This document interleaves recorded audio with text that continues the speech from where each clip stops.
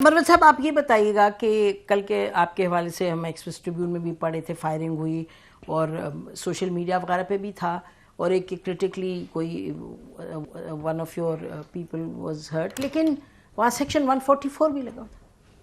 ये 144 का तो इल्म जब हम वहाँ पे गए तो इल्म हुआ कि उसी रोज़ उन्होंने वर्ड 144 प्रोक्लेम किया एक महदूद इलाके में जहाँ पे कन्वेंशन हो रहा था, वो वाड़ी तहसील कहलाती हैं। और उसी के असिस्टेंट कमिश्नर ने ख़ुद मुझे बताया कि जी हमने 144 लगाया है, लेकिन यहाँ पे 144 का इतलाक़ होता है पब्लिक प्लेसेस पे, ठीक कि पब्लिक प्लेसेस में 4 या 4 से ज़्यादा लोग, जहाँ पे ये हमारे साहिबजादा सिबगतुल्लाह साहब हमारे MNA थे, उसके हुजरे में हम कर रहे थे। अच्छा, उनके हुजरे के अंदर था। लिहाजा 144 का इतलाक़ उस हुजरे में तो होता नहीं था। दूसरी बात यह है कि 144 के इलाके में अभी हम दाखिल भी नहीं हुए थे कि इससे पहले खाल का इलाका आता है। तो मैं जब जा रहा था तो इन्होंने तेमरगरा पे, रबात पे, हर जगह पे इन्होंने रुकावटें खड़ी की थी। तो जब मैं तेमरगरा पहुंचा तो मेरे साथ कम व बेश कोई 700 के लगभग गाड़ियों का काफिला बन चुका था और कम से कम 15,000 लोग हम उन गाड़ियों में जा रहे थे।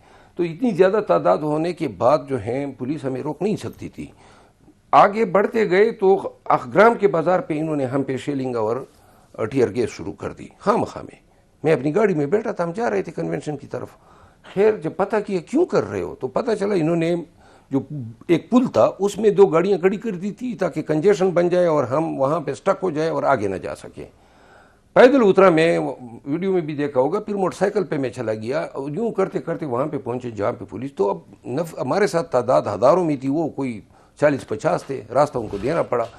जब वाड़ी में पहुँचे फिर वही अशर हुआ और चौकिया तरण के मकाम पे जो दीरबाला से रास्ता आता है वहाँ पे पुलिस ने बिल्कुल खामखा में फायरिंग, 3 हमारे वर्कर जख्मी हुए, 2 अफराद को 2-2 गोलियाँ लगी खामखा में। यानी कि हमने किया क्या था। रोखड़ी साहब, कमेंट ऑन दिस प्लीज।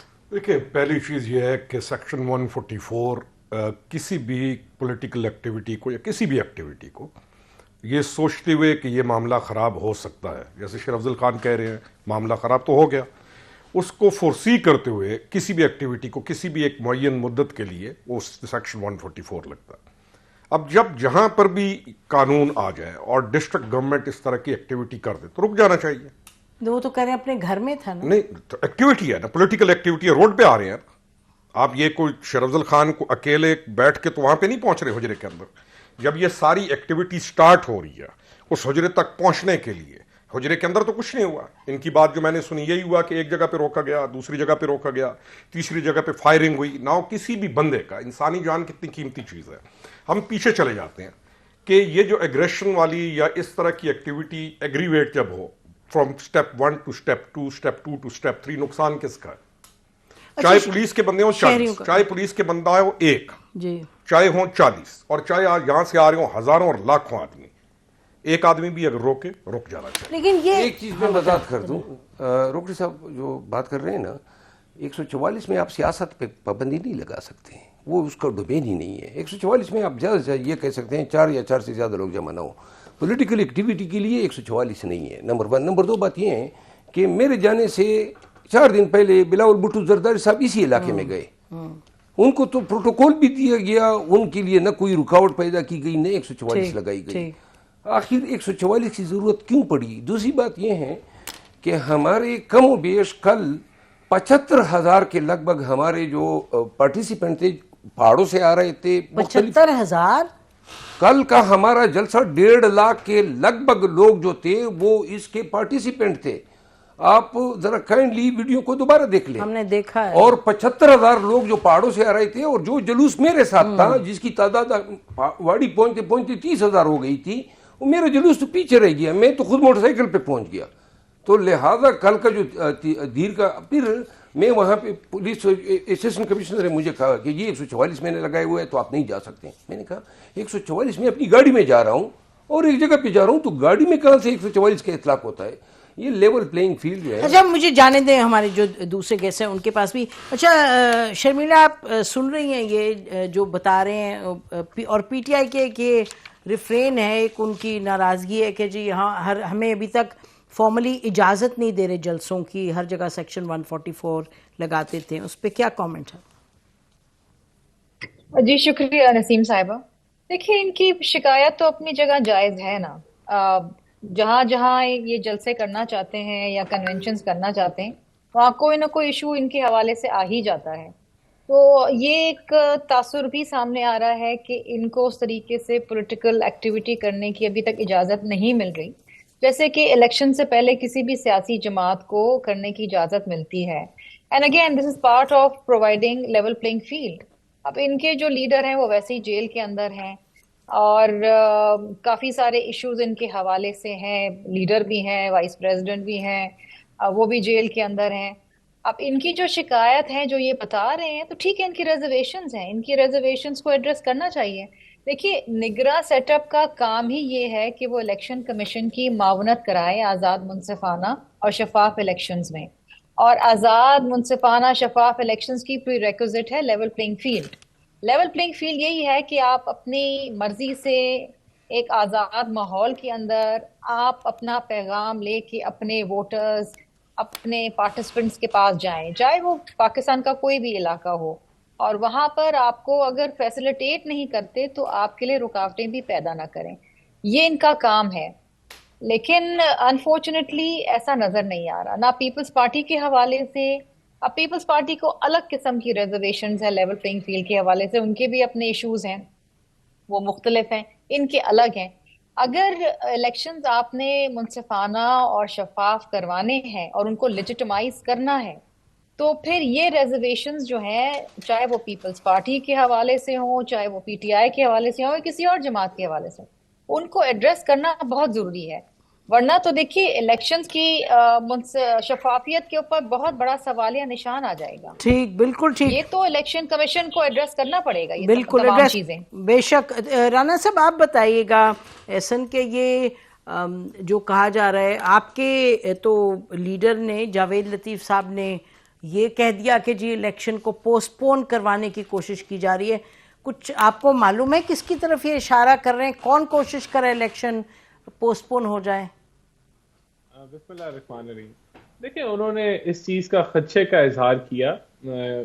ऐसी बातें जरूर लोग भी पूछते हैं कि मार्च में ना हो जाएं, अप्रैल में ना हो जाएं, तो उन्होंने अपना स्टांस दिया कि इलेक्शन पोस्टपोन नहीं होने चाहिए और वो काबिल कबूल नहीं होगा। अब वो कौन ऐसी ख्वाहिश रखता है, ये तो वही बेहतर बता सकते हैं, लेकिन ये सबके भले में होगा। और अब क्योंकि एक डेट अनाउंस हो चुकी है और सुप्रीम कोर्ट ने भी काफी पाबंद किया है कि तभी इलेक्शन होने, तो मेरे ख्याल से ये क्लैरिटी अब मौजूद है कि इलेक्शन 8 फरवरी को हो रहे हैं, और ये जो रूमर मिल है वो अब खत्म हो जानी चाहिए कि इलेक्शन डिले हो सकते हैं। तो ये उन्होंने अपने खदशात का इजहार किया और उससे रिलेट किया, तो ये बेहतर इंफॉर्मेशन उन्हीं के पास होगी कि क्यों वो ऐसा सोच रहे हैं कि इलेक्शन डिले हो सकते हैं और ये कहां से आ रहा है। लेकिन हम तो समझते हैं कि इलेक्शन 8 फरवरी को होने जा रहा है। ये लेवल प्लेइंग फील्ड की एहसन जो पीटीआई शिकायत कर रही है, और उसका ये कहना कि जी हमें कभी इजाज़त नहीं मिल रही, बाकी पार्टीज अपने जल्द से जुलूस कर रही हैं, उस पर आपका क्या कमेंट होगा, बीइंग अ पार्टी जिसने खुद सफ़र किया इन द लास्ट इलेक्शंस?